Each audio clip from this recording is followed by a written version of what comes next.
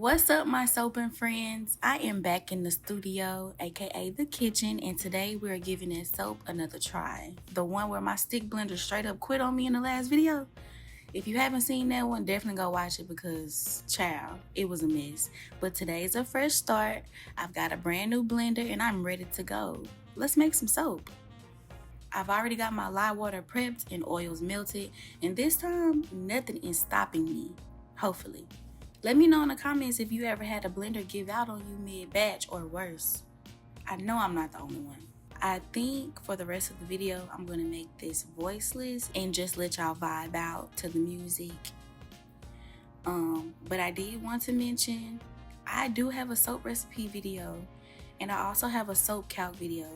In those two videos, I give you a recipe with the percentages, and I also show you how to work and plug in those percentages on Soap Calc.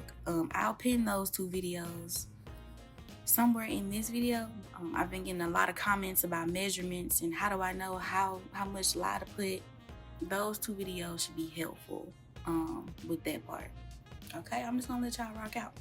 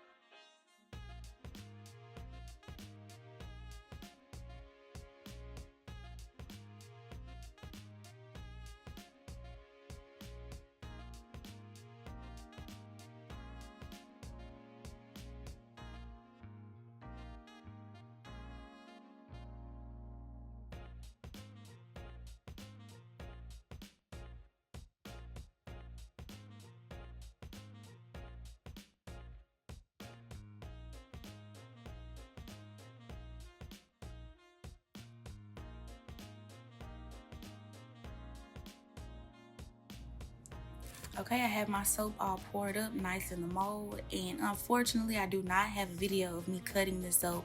Don't know what happened to that footage, but I am going to show you the difference between the first bar I made in my last video compared to this bar. It definitely shows a difference. Um, so yeah, thank you all for hanging out with me again. I really appreciate all the love in the comments. This soap journey wouldn't be the same without y'all.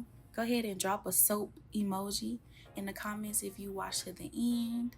I will see y'all next time. And like always, spread love, never hate. Bye.